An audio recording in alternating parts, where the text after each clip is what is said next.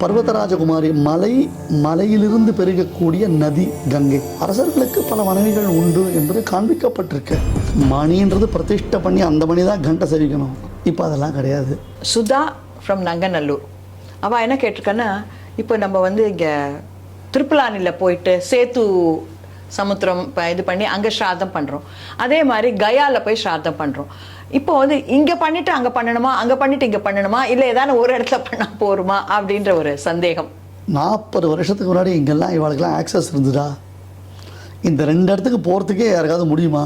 முடியாதுதான், கஷ்டம்தான். புரிஞ்சுதா? சேத்துவில் போய் சாதம் பண்ண சொல்லியே, சேத்துல எதுக்கு சாதம் பண்ணும்? சேத்துல போய் தீர்த்தமா அங்கே ஏதோ இது பண்றாளேவா, ஏதோ பித்ருக்களுக்கெல்லாம் தர்ப்பணம் பண்றது வேற, சாத்தம் பண்றது வேற. கன்ஃபியூஸ் பண்ணக்கூடாது. சாத்தம் வேற, தர்ப்பணம் வேற. கயா சாத்தம் அவசியம் பண்ணணும். அதே மாதிரி பத்ரிகாசிரமத்தில் பிரம்ம கபாலத்தில் பிண்ட பிரதானம் பண்ணணும். இதெல்லாம் முன்ன பின்னெல்லாம் அதெல்லாம் கிடையவே கிடையாது. நான் ஒரு வேடிக்கைக்கு சொல்கிறேன், ஏற்கனவே சொல்லியிருக்கேன். இந்த வேடிக்கையை எல்லாத்தையும் தப்பாக புரிஞ்சுக்கிறான். ஒருத்தர் என்ன பண்ணார், எனக்கு ரொம்ப வேண்டியவர், ஃபோன் பண்ணுங்க கயையில் சாரி பத்ரிகாசிரமத்துலேருந்து, சுவாமி பிரம்ம கபாலத்தில் பிண்ட பிரதானம் பண்ணணுமா வேண்டாமா? கட்டாயம் பண்ணணும். என்னை பண்ண வேணான்னு தடுக்கிறா பாருங்கன்னார். எனக்கு கோவம் வந்துட்டு, ஒருத்தன் ஸ்ரத்தையோட வைதிக கர்மா பண்ணுறான், அவனை போய் ஒருத்தர் தடுக்கிறாரான்னு. யார் தடுக்கிறா? கூட அவகிட்ட ஃபோன்னார். எங்கள் அப்பா தான் அப்படின்னா. ஆடிவிட்டேன் நான், ஆடி போயிட்டேன் நான். அவள் அப்பா சுவாமி அழற, உங்க உபன்யாசம் தான் கேட்டாளா, இங்கே பிரம்ம கபாலத்தில் பிண்ட பிரதானம் பண்ணியே தீருவேன்றா. இப்படியா புரிஞ்சுப்பா? உங்களுக்கு சிரிப்பு வருது. ஐ எம் பாவம். அந்த சமயத்தில் எனக்கு எப்படி இருந்திருக்கும்? அப்போ பித்திருக்கள் இல்லாதவா பண்ணணும்ன்றத அந்த ஒரு வார்த்தையை நான் மேபி உபன்யாசத்தில் மிஸ் பண்ணியிருக்கலாம். அதுக்காக இப்படியா? அந்த பையன் எங்கள் அப்பா தான் தடுக்கிறாரு, கொடுக்குற ஃபோன் தான். அவன் அப்பா அந்த பக்கம் ஃபோனில் அழறாரு. நான் இருக்க தேவை என் பையன் பிட்ட பண்ணுறேன்றான் பிரம்ம கபாலத்தில்.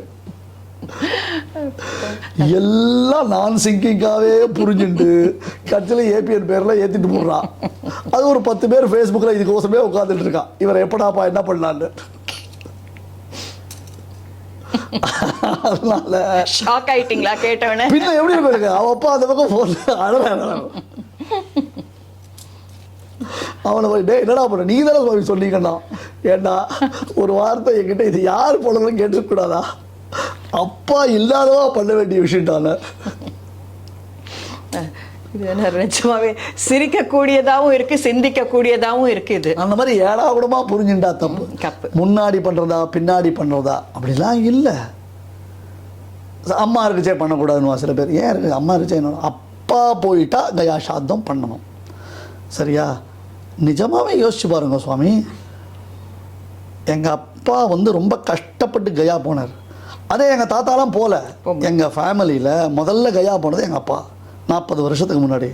அதுக்கு முன்னாடிலாம் அவளுக்கு எந்த சோர்ஸும் கிடையாது, போகிறதுக்கு வரத்துக்கு வழி கிடையாது. அதனால் அவள் அதை பற்றி சிந்திக்க கூட இல்லை. பண்ணணும்னு ஆசை இருந்தால் கூட பண்ண முடியல. ஆனால் அவள் பிரத்யாப்திகம்னு ரெகுலராக பண்ண வேண்டிய சாதத்தை பண்ணியிருந்தா.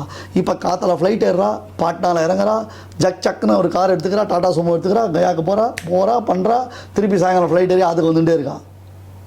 கேட்டால் நான் காத்தால கயா சாதம் பண்ணிட்டு வந்தேன்றான். 3 நாள் அங்கே உட்காந்து பண்ணணும். பிக்னிக் மாதிரி ஆயிடுத்து. இப்போ எல்லாமே பிக்னிக் மாதிரி ஆயிடுத்து. இப்போ சத்தையோட பண்ணுறவா இருக்கா, இன்னைக்கும் எல்லாத்துலேயும் சத்தையோட பண்ணுறவா இருக்கா. தேபியோ மகத்பியோ நமஹா. அவளை பற்றி நம்ம தோஷம் சொல்லலை. ஆனால் இதெல்லாம் இப்படி தான் பண்ணணும். எப்படி சுவாமி 3 நாள் ஆஃபீஸ் இருக்குன்னு அப்புறம் என்ன வேணா பண்ணிட்டு போ. அதாவது உனக்கு எங்கே முடியாதோ அங்கே நீயே ஃபிக்ஸ் பண்ணிக்கிற, எங்கே டைலமாலோ அங்கே சாஸ்திரம் கேட்குற. எதுக்கோசரம்? ஃபேவரபிளான ஆன்சருக்கோசரம். அதுவும் இந்த மாதிரி ஒரு ஸ்காலர்ட்டேந்து வந்து அப்பாடன் மனசு நிம்மதி வச்சு செஞ்சிங்க வர. அதனால் முன்னாடி பண்ணுறதா பின்னாடி பண்ணுறதா, இது முதல்ல பண்ணணுமா அது முதல்ல பண்ணணுமா, இது கோவிலில் தான் தாயார் சரி முதல்ல சேர்க்கணுமா பெருமாள் சரி முதல்ல சேர்க்கணுமா, அதே கேள்விக்கு ஆன்சர் தான் இது. எது எப்போ முடியுறதோ அப்படி பண்ணுவோம், அவ்வளோதான். அடுத்தது பார்சாதின்றவர் யூஎஸ்ஏலேருந்து கேட்டிருக்கார். இது கொஞ்சம் ஒரு ஜனரஞ்சகமான கேள்வி. அதாவது நம்ம இதில் பார்த்தேன்னாக்க நம்மளுடைய சனாதன தர்மம் அல்ல பெருமாள் எல்லாம் பார்த்தேன்னாக்க பெருமாளுக்கு 2 தாயார்கள். ஸ்ரீதேவி பூதேவி விஷ்ணுக்கு, கிருஷ்ணரை பார்த்தேன்னாக்கா சத்யபாமா ருக்மணி, சிவனை பார்த்தீங்கன்னாக்கா கங்கா பார்வதி, முருகனை பார்த்தேன்னாக்கா தேவயானை வள்ளி, இந்த மாதிரி எல்லாம் இருக்கு. அந்த அரசர்கள் கூட அந்த காலத்துல பார்த்தேன்னாக்கா இப்ப தசரதனுக்கு வசுதேவருக்கு எல்லாம் நிறைய தாரங்கள். இது வந்து என்னத்தை இம்ப்ளை பண்றது? ஏன்னா இப்ப நம்ம இங்க படிக்கிற வாழ்க்கலாம் ஒரு இதுன்னு சொல்றா இல்லையா, அந்த காலத்துல ஐ மீன் அந்த பெருமாளுக்கு எல்லாமே 2 தாரம் இருக்கு அப்படின்ற ஒரு எக்ஸாம்பிள் ஆயிடுறது. இதை நம்ம வந்து எதை எடுத்துக்கொள்ள வேண்டும் அப்படின்னு கேட்குறேன். சமீபத்தில் ஒரு மீம்ஸ் பார்த்தேன். ஒய்ஃபு ஹஸ்பண்டுக்கிட்ட கேட்குறா, 2 ஃபோட்டோ காமிக்கிறா. வந்து கிருஷ்ணன் ராதாவோடு இருக்கார், புல்லாங்குழல் வச்சுன்னு இருக்கார். சிவன் பார்வதியோடு இருக்கார், கையில் சூலாயத்தோடு இருக்கார். இது உங்களுக்கு என்ன தெரியறது அப்படி கேட்டார். லவர் கூட இருக்கச்சே ரொமான்டிக்காக ஜென்ரலாக இருந்தால் போகிறோம், ஒய்ஃபு கூட இருக்கச்சே எதுக்குமே ஒரு ஜாக்கிரதையாக இருக்கு. ஆமாம், ஒரு தற்காப்புக்கோசரம் கையில் ஆயுதம் வச்சுக்கணும்னு அவர் ஆன்சர் பண்ணார்னு சும்மா ஒரு வேடிக்கை பார்த்தேன். அந்த மாதிரி இவாளுடையது தத்துவங்கள்னு நம்ம நல்லா புரிஞ்சுக்கணும். ஸ்ரீதேவி பூமி தேவின்றது ஒரு தத்துவ விசிஷ்டம், ஒரு தத்துவம். அதாவது பாமா ருக்மிணி, ஒன்று ஸ்ரீனுடைய அம்சம், ஒன்று பூமியினுடைய அம்சம் அப்படின்ற மாதிரி. அதே மாதிரி பர்வதராஜகுமாரி, மலையிலிருந்து பெருகக்கூடிய நதி கங்கை ஜலம். இந்த மாதிரி ஒவ்வொரு தெய்வத்துக்கும் இருக்கக்கூடிய சிக்னிஃபிகன்ஸ் தத்துவம் இருக்குது. ஏன் நீங்கள் சுவாமி தேசிகன் தயாதேவின்னு ஒரு தேவியை சொல்கிறார், பாதுகா தேவின்னு ஒரு தேவியை சொல்கிறார். அதெல்லாம் ஒரு தத்துவத்தை நாம் புரிஞ்சுக்கிறதுக்கோசரம் இவர் இதை வச்சுட்டு தன் லைஃப்பில் இம்ப்ளிமெண்ட் பண்ணணும்னு ஆசைப்பட்டார்னா அதுக்கு கம்பெனி பொறுப்பல்ல.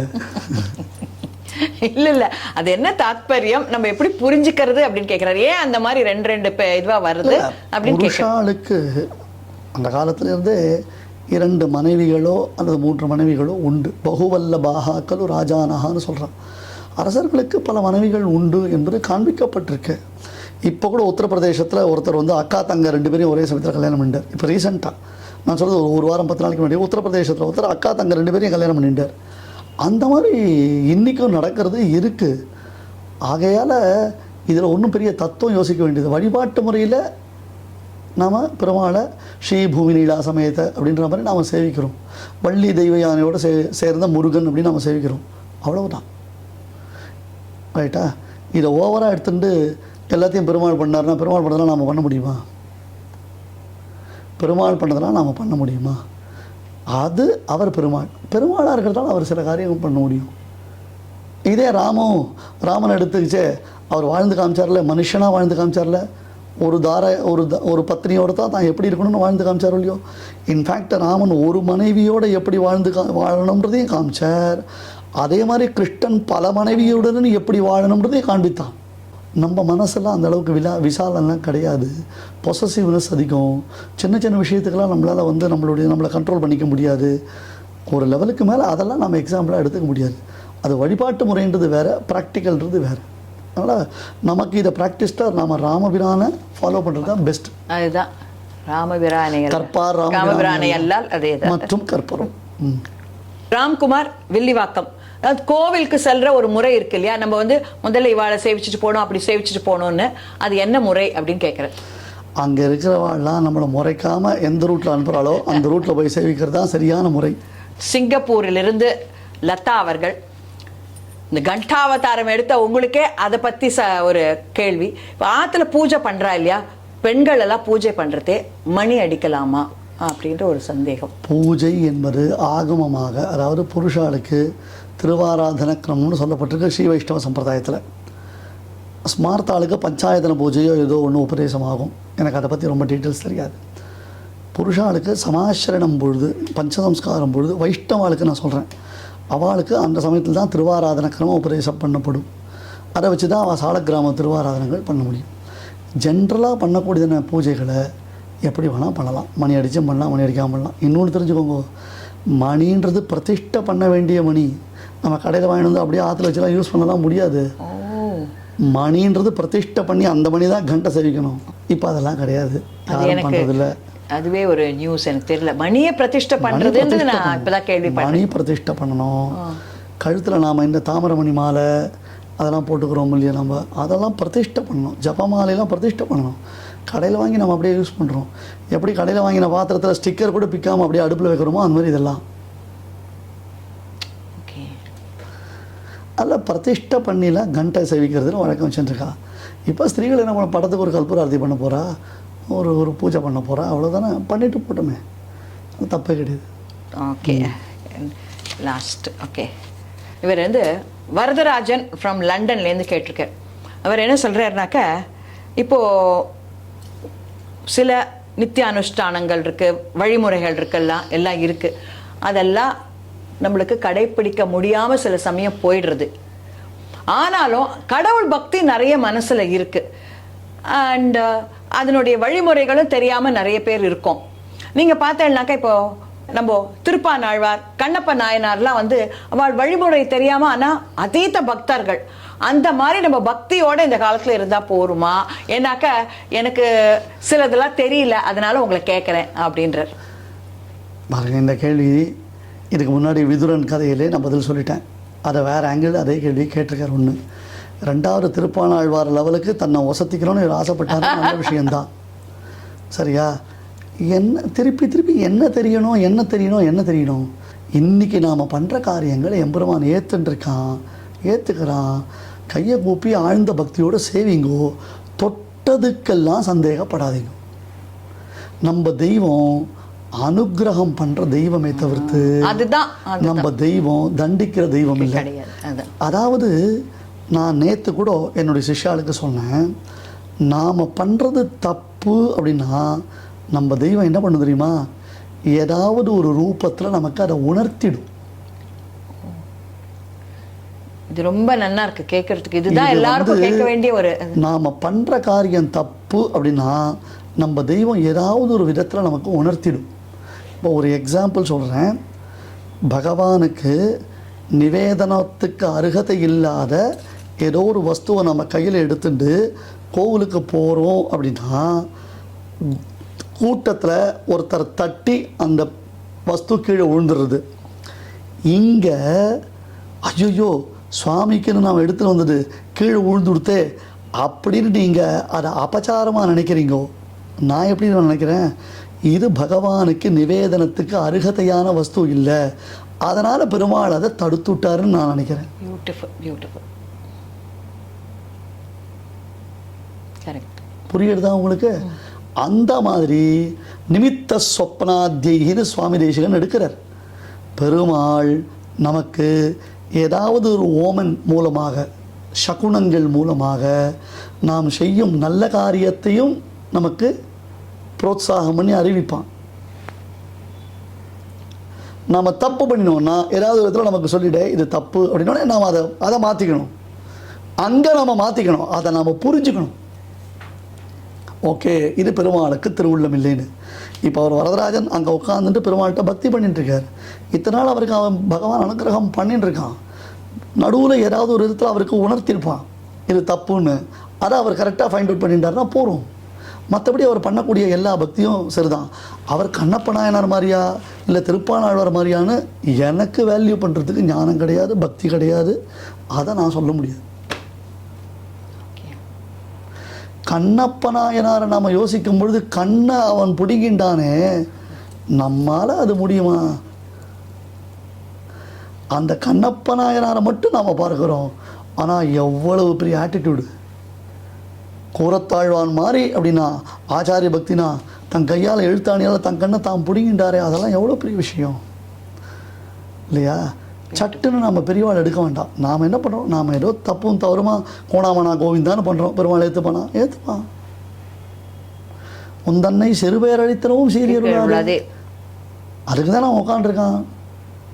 எல்லாம் மிஸ்டர் பர்ஃபெக்ஷன் அப்படின்னு சொன்னால் நாம் என்னைக்கு ஒரு ரிஷியாக இருப்போமே.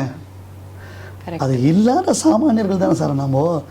நான் ஒன்று கேட்கட்டா, யாருக்கு கோட்டா மூலமாக அதிகமாக வழங்கப்படுகிறது அப்படின்னு கேட்டால், நான் என்னால் முடியல, எனக்கு ஒரு லெவலுக்கு மேலே என்னால் பண்ண முடியாது, அதனால் எனக்கு இவ்வளோ தான் லிமிட்டேஷன்ஸ்னால் பரவாயில்லடா பையா, நீ நல்லவனாக இருக்க, சாத்விகனாக இருக்க, அதனால் உன்னை நான் ஏற்றுக்கிறேன் அப்படின்னு சொல்கிற மாதிரி தானே நாமெல்லாம் அந்த கோட்டாவில் இருக்கிறவா.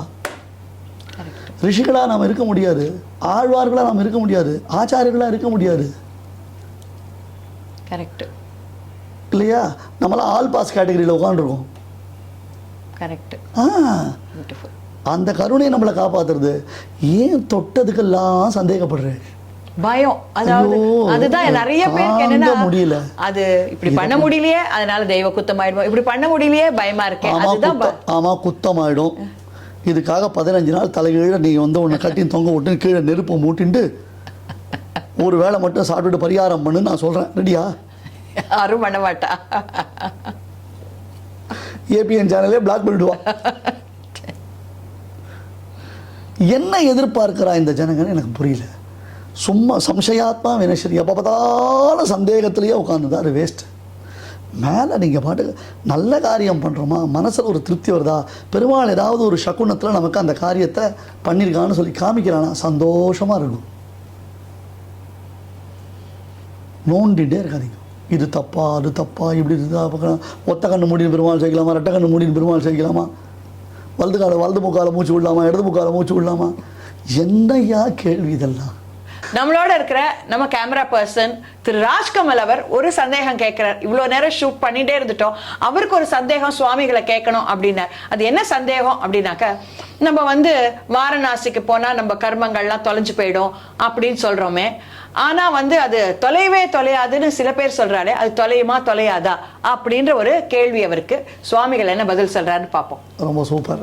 இல்லை ரொம்ப சந்தோஷம். எனக்கு என்ன தெரியுமோ இல்லையோ, எல்லா டைப் ஆஃப் ஆடியன்ஸையும் நம்முடையதான இந்த நிகழ்ச்சியானது ரீச் ஆகிருக்கு அப்படின்றது தான் ரொம்ப சந்தோஷமான விஷயம். அவர் ராஜ் ரொம்ப அழகாக இதை ரசித்து கேட்டுருக்கார். ஸோ அவருடையதான இந்த கேள்விக்கு ஒரு பதில் சொல்கிறேன். இது ஒவ்வொரு சம்பிரதாயம் அல்லது மதம் சம்பந்தப்பட்டது.